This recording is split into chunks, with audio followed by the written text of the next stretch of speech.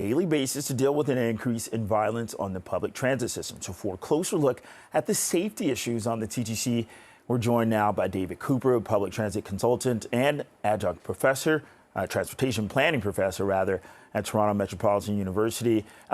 So first off, thank you very much for joining us today. Starting with this, do you take the TTC, and what's your comfort level with doing so right now?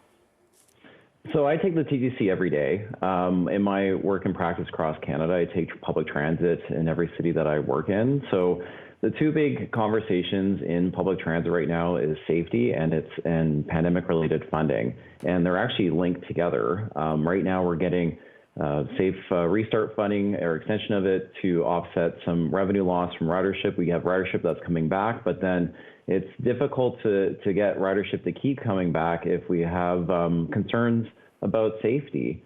And as a TTC rider, I sometimes do have concerns about it, but I do take it every day because I rely on the TTC and I do believe in the TTC.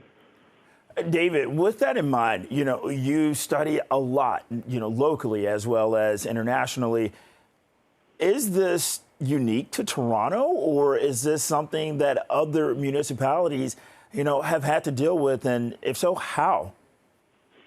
So I've been working on a national study looking at transit safety for the past 6 months, looking at the statistics from before the pandemic to today. I'm also working on a couple of different safety projects for other transit agencies, and this is not a Toronto-specific issue. This is an issue that we're seeing all across North America. The complexity that we're seeing on public transit when it comes to mental health, the unhoused, and some transit agencies, also addictions, is very complex, and there's not one simple solution. This is something that we've seen the heightening of a conversation on, especially in the last week here in Toronto, unfortunately. And it's good to see that it's getting a lot of attention. It's good to see that people want to help out on this, but this is not a Toronto-specific issue. This is an issue that's happening in transit agencies across North America.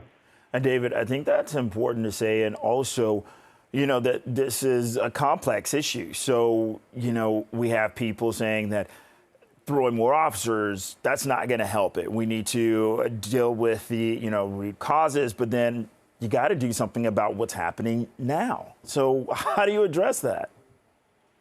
So it's a complex conversation. There's no easy solution. So you are right. We have the announcement from yesterday of adding 80 police officers from Toronto Police onto the system. That's really the only tool in the toolbox for an immediate step, which might make some people perceive safety will be a little bit better with more police officers, but some won't. And what we need is a all hands-on approach when it comes to mental health, the unhoused, and addictions. When somebody who is seeking help through an outreach worker, it takes several interactions.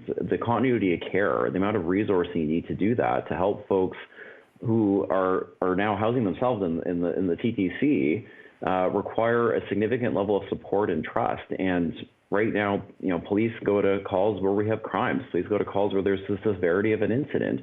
And that's not the only thing that's happening. We have some pretty complex issues that are way beyond that we just can't enforce our way out of it. Yeah, and with that, David, we still have so much more to talk about, but unfortunately, we are out of time today. We'll be continuing this conversation with you soon, okay? David Cooper, public transit consultant and adjunct transportation planning professor at Toronto Metropolitan University.